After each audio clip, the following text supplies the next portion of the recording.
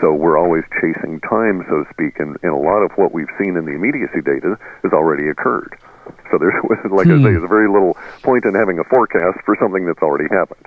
Very interesting. Somebody wants to know what you see in the stock market. There are investors here over the next few weeks are talking about. What is the linguistic show for stock market here in October?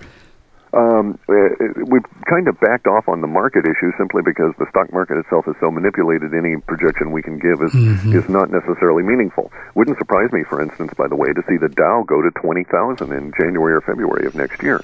But that 20,000 is going to be these new hyperinflated dollars. And it might at that point be equal to maybe 1 ounce of gold for all I know. But under those circumstances, who cares about stocks? I don't own any paper debt. It's not anything that I'm personally involved with. Most of the people I know don't own stocks or bonds. They've gotten out of the idea of paper debt, and it seems very wise not to have any of that stuff. Yeah, I think the Dow now, you can buy it for 8 ounces of gold. About a year ago was 40 ounces, so I guess that's a very interesting marker. Say, well, how many ounces of gold will it take to buy the Dow in 6 months? In the previous depression, we actually had that swing where you would get the Dow and get change back from your ounce of gold. From an ounce of gold. All right, we're going to take one more, then let you go. What's your first name? Where are you calling from? Aloha, Patrick and Cliff. This is Tom in Northern California. Hey, Tom. Good to have you. And I wanted to thank both of you for instilling in us fearlessness with each act through mindfulness. Yeah. Good for you. You guys have really helped so many of us, and just want to say mahalo for that. The question, Cliff, is you've mentioned the powers that be, the boys, trying to instill this perception that there's a 15% group that's superior to everybody else, to divide and conquer, so to speak. But I'm also seeing that there's an approaching group of people to that 15% category that are becoming more conscious as time goes on and we learn things. And I'm curious where those two 15% groups come in your mind. The powers that be are afraid of that 15% group awakening as in the sense of the crossing the chasm, the Moore's Law, where you have the visionaries, early adopters, and then there's this chasm, and then the beginning of the mainstream. And they see, the powers that be see this 15% as going past the visionaries and being into the early adopters. And they're afraid that there would be enough momentum to cross that chasm and involve the mass of humanity.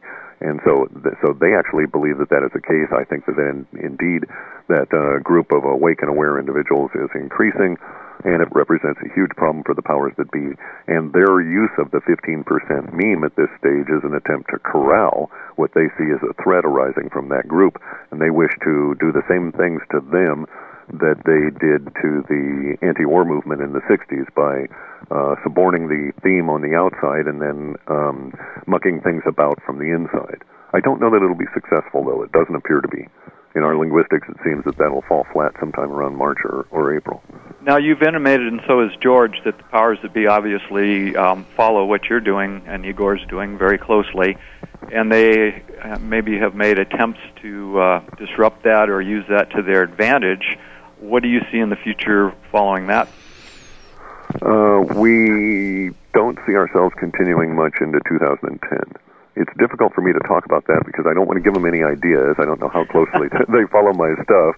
Poor old Igor here, he's a paranoid fellow, chews his mustache off at the bare mention of them coming towards us with their nets. But we suspect that there are certain things within our model of model space in which we model ourselves that seems to think that we'll peak out here sometime this year, and that our efforts now in 2009 are critical to fulfilling that particular goal, if you will, or our destiny in that regard. Thereafter, it doesn't particularly matter. Events will be on their own and rolling along, and probably no one will have time for reading our stuff, even if we were able to produce it. Well, Igor is right about the paranoia, because remember the 7 Ps. Proper prior planning prevents piss poor performance.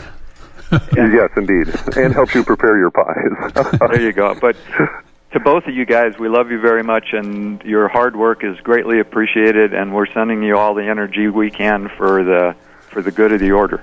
Cool. Thank you very much. Thanks, Tom. Bye-bye. 10 after the hour. Thanks for all your time. A final email, and then we'll wrap. Some are suggesting we are transitioning from the world of belief to a world of knowing. Can we say anything more specific to describe how we are moving from the old paradigm to the new one? Wayne from Missouri. That's a nice way to close. It's a very nice way. We're in that period of transformation. We saw 2009 as being the lead into transformation. The flowering begins in 2013, and the beautiful aroma of that flowering really comes out in 2017 and beyond. Boy, I like that. So all we do is have to batten the hatches, take care of ourselves and our family, and figure out how to protect ourselves through all of this. And we could be in for some really cool, more fun things in the years to come. Yeah, I'm looking forward to it. Make it through to 2013, and you got a real opportunity to see some stuff. I'm looking forward to that. And a couple other emails, just quick thing, about 2 or 3 of them, and I know you always get this question, but I have to ask it. It's mandatory. Where is the safest place to live? There was about 3 of those emails while you were on the air. Not in this solar system. Thanks, if you're here, you're in for the ride, you know. That's right. If you can hear this, you know. Yeah, you're not in a safe spot. You're not in a Don't safe worry about spot. it. That's great. God love you. All right, Cliff, your website is Half Past Human, and folks can get a complete 50-page report for about $10 by going on that website, right? That's correct, yep. And then also they can check out our friend George Ewer. He's on, urbansurvival.com. And he has a daily column that is worth the read every single day. It's just a trip. We all enjoy reading George every morning. I think of him as the Will Rogers of our time. Yeah, he really is great fun.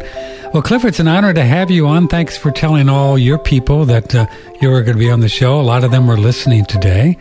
And it's an honor to have you. Let us know if we can help with anything. Sure will. All right, and we'll come back and chat later. I hope so. Thank you, Cliff. Thank you. Cliff High, Half Past Human. Patrick Timpone, half past, it's almost 11:30 here. I guess it's time for a little post-breakfast. Thank you all for joining us.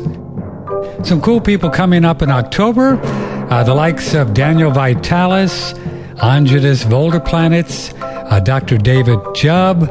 We're going to talk with Tex Mars about the new Bilderberg book he has and how they have installed, according to Tex Mars, President Obama. Andrew Goss, our currency historian and expert on the United States monetary system, every Wednesday. He'll be here tomorrow.